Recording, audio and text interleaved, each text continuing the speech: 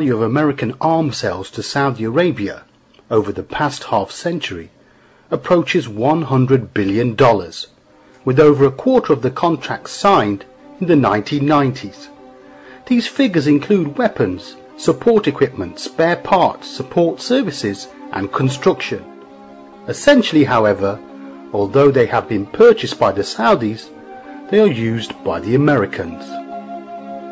The initial entry of the American armed forces in the kingdom occurred at the end of the Second World War, when the United States built a modern airbase at Dhahran, near the Hassa oil fields.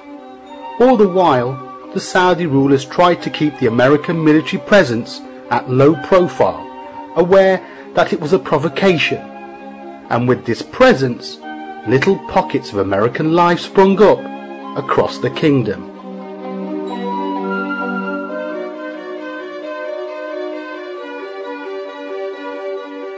However, arms sales, like that of so many to Muslim countries, were not without their conditions and limitations.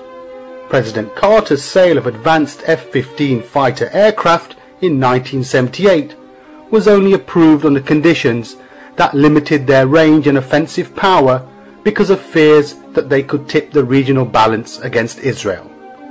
Initially, President Reagan's sale of military equipment was only to help the Saudis guard against attacks on their oil installations.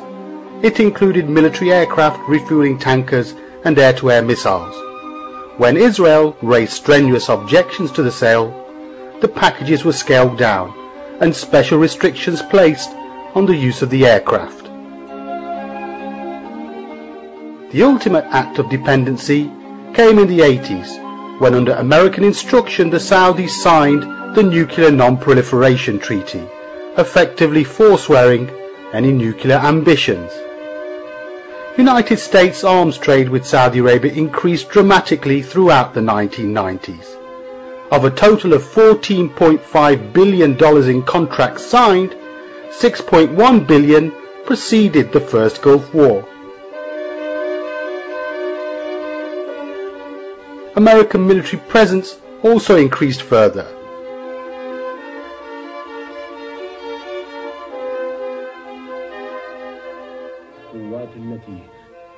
These forces are participating in joint exercises with Saudi Arabia. Their presence will be temporary. Before the launch of the Gulf War, Cheney declared, "After the danger is over, our forces will go home."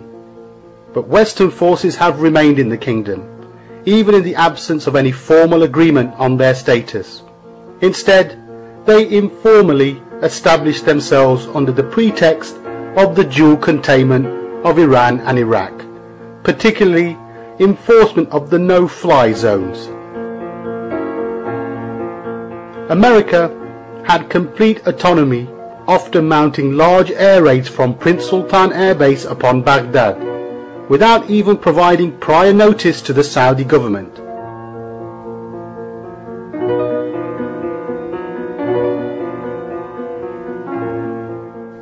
Since then, they have treated the bases and the territory as their own.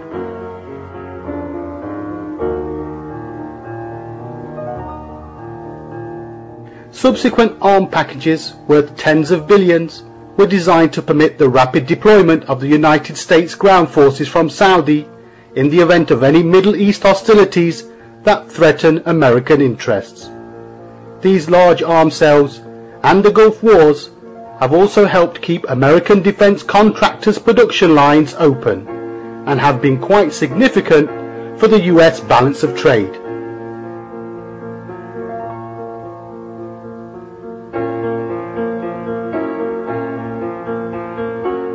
Nevertheless, the buying sprees of past decades have not lessened the kingdom's essential dependence on the United States for its defense and security.